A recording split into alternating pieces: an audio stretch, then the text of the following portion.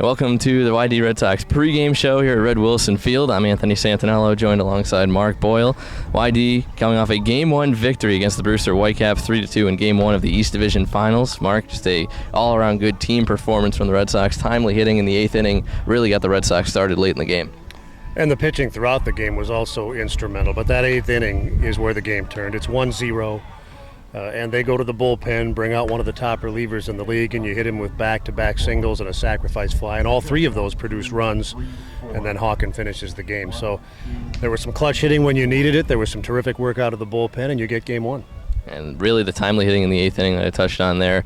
They got base runners aboard all inning. Donnie Walton drives in the first run, followed by Dallas Carroll, RBI single to right, and then the sacrifice fly from Mike Donadio. Those three really, aside from Walton, the other two have been role players throughout the season, in Carroll and Donadio. How big was it for them, for their morale really going forward, to get them started and have a big role in the team's offense? Well, it depends how you define role, because Donadio has played pretty much in every game, but often he doesn't get into the later innings as a defensive replacement. It's not as though he's getting 4 at-bats every game. But he was coming off that 4-hit game in the last game of the regular season, so I'm sure that was something that had him feeling pretty good going into the playoff game.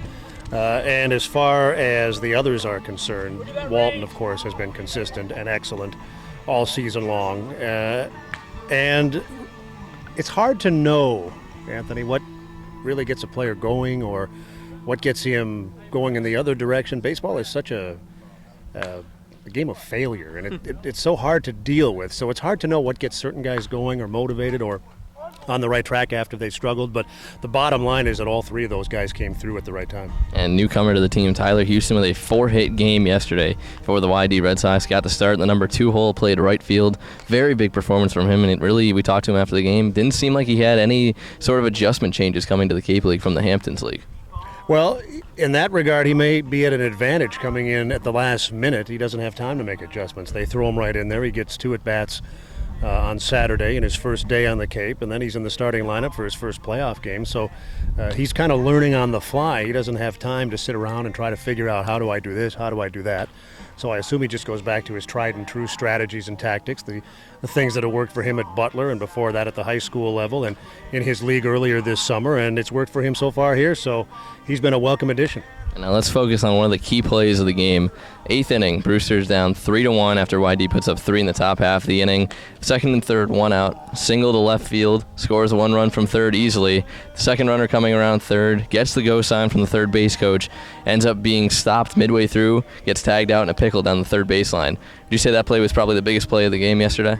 I would, because look at what happened there. The guy is out. Had they played it cautiously, which seems to me to have been the prudent course of action. Now you've got guys at first and third. You've already got 1 in. You've got all kinds of ways to get this other guy in, but instead that guy's snuffed. You've got an extra out now on the ledger, and now the only runner is over at first base. So it made a dramatic difference, and especially when you're going against pitchers as good as Bowden and Hawken, who are coming out of that bullpen, you can't expect to hit them regularly. So you have to maximize your opportunities, and that was a huge play. And one of the reasons that YD was able to win the game. When we come back, we'll talk to one of the stars from Game 1 yesterday, the relief pitcher Ben Bowden. Stay tuned. A proud sponsor of the Cape League for 14 seasons, Baseball Factory holds over 600 events nationwide for players age 8 to 18, including 3 training weeks here in the Cape. Did you know that 99% of Division I college programs have a Baseball Factory alum on their roster? Please visit baseballfactory.com to learn how you can build your way to greatness. Anthony Santaniello here on the YD Red Sox pregame show with left-handed reliever Ben Bowden. Ben, first off, great performance yesterday against Brewster in Game 1, 4 2/3, 4 Ks, no earned runs.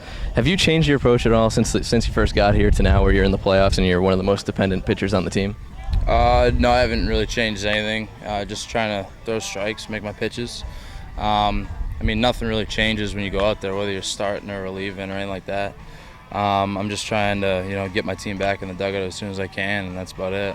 And now, obviously, you being from Lynn, it's sort of a hometown feeling coming and playing for the Cape League. Has that had any effect on you this season, coming to play for YD?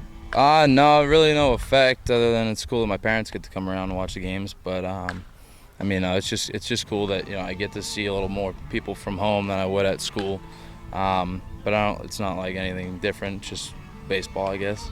And since the start of the season, obviously your outings have gone progressively longer throughout the year. This one, your longest at 4 2/3.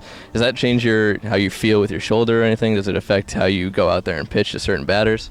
Not really. Just maybe not throw it as hard as I possibly can on every pitch. But I mean, I'm still trying to throw the pitches, same aggressiveness, and just basically pound the zone, hit my spots, and that's really what I'm trying to do. And when you were pitching yesterday, you knew it was going to be sort of a longer appearance. Did you try to pitch to contact to some of the Brewster hitters? No, not really. I think I was just trying to throw strikes, and they were jumping on it early. They didn't get late in too many counts. They would jump on the fastballs early, so I had to try and mix it up and go off-speed first pitches, and got some people off balance. But they did a good job of getting on me early, and it wasn't really me trying to pitch contact. They were making the contact. So. YD Red Sox reliever Ben Bowden. Thanks for the time, Ben. Absolutely, thank you, man.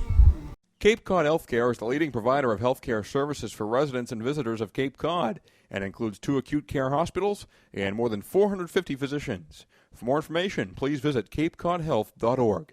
Cape Cod Healthcare, we're taking good care of you.